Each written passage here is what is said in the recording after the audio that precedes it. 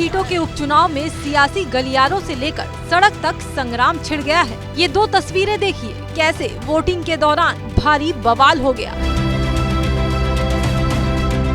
पहली तस्वीर मीरापुर के ककरौली की है, जहां वोटिंग रोकने के आरोप के बाद विवाद इतना बढ़ गया कि बवाल हो गया और ये बवाल इतना बढ़ा कि लोगों ने पथराव कर दिया। हालात बेकाबू होता देखकर पुलिस ने बल प्रयोग किया और लोगों पर लाठीचार्ज कर दिया। क्या हुआ था, जैसे वहाँ पे वोट गिनने गए तो हमारे भाई थे वे, जैसे वोटिंग के टाइम वहाँ पे गए तो उसके पैर में लाठी मारी गई प्रशासन की तरफ से। तो वे आके यहाँ पे बोलने लगा कि भैया वहाँ से वोट नहीं डालने दे रहे। किस कारण से नहीं डालने दे रहे?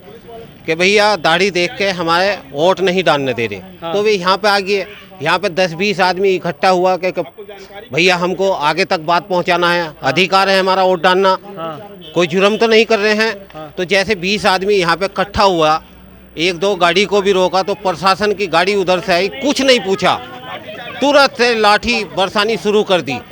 पब्लिक इधर उधर भागी, घरों में घुसे, प्रशासन भी घरों में घुसा। हालांकि जब पब्लिक भाग गई थी, प्रशासन को घरों में नहीं घुसना था, लेडीज घर था, नहीं घुसना चाहिए था। वहीं दूसरी तस्वीर मैनपुरी जिले के कुंदरकी की है, जहां वोटिंग के दौरान भारी हंगामा हुआ। पुलिस के बैरिकेडिंग लगाए जाने को लेकर विवाद हुआ और मामला इतना बढ़ा कि समाजवादी पार्टी के प्रत्याशी और उनके समर्थकों ने हंगामा कर दिया, जिसके बाद सपा और बीजेपी आमने सामने हो गए, एक दूसरे पर बड़े आरोप लगाए। कुछ अताताई लोग हैं जो समाजवादी के हैं, उन्होंने जो कैंडिडेट है उसने कांट से 1000 लोगों को बुलवा लिया।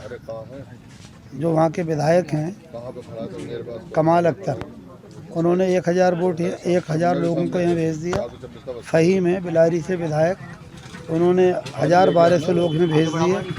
और नवाब जान है यहाँ विधायक, उन्होंने भी 1012 लोग ठाकुरद्वारा से भेजे और फर्जी वोटिंग कराने का प्रयास किया, जिसे प्रशासन ने काफ़ी हद तक रोकने का काम किया है और 2 लोग वोट डालते हुए पकड़े भी गए हैं।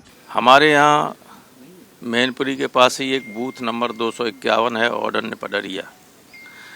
वहाँ हमारे लोगों को एजेंट ही नहीं बनने दिया जा रहा है। उन्होंने कहा है कि जो मंदिर बना है, मंदिर पे के लिए 2 करोड़ रुपया जयवीर सिंह ने दिए हैं, इसलिए इस गांव से कोई एजेंट नहीं बनना चाहिए। हमारे लोग बैठे हुए, मैंने एसएसपी से बात की, डीएम को मैसेज किया सुबह ही, और देखिए सुबह एसएसपी मैनपुरी, डीएम मैनपुरी और आईजी सबको, लेकिन अभी तक वहाँ एजेंट, हमारा लोग बैठे हुए हैं, एजेंट नहीं बनने दे रहे। अब पुलिस मूक दर्शक है। हालांकि इससे कोई ये, अगर इस बात पे हम आ जाएं तो 70% जगह बीजेपी के बूथ में एजेंटों को मार के भगा देंगे, कोई नहीं बन सकता। वहीं समाजवादी पार्टी के प्रत्याशी ने कुंदरकी विवाद के पीछे पुलिस पर गंभीर आरोप लगाए, लेकिन एसएसपी ने उन आरोपों को खारिज कर दिया। प्रत्याशी लगातार एक आरोप लगाए जा रहे हैं कि प्रशासन की तरफ से पुलिस वोट नहीं डालने दे रही है और पुलिस ही रोक रही है। इस प्रकार के जो भी आरोप लगाए गए हैं, उन आरोपों की विधिवत जांच की गई है। राजपत्रित अधिकारियों के द्वारा मजिस्ट्रेट्स के साथ में जांच की गई है। इस प्रकार के जितने भी आरोप है वो पूरी तरह से।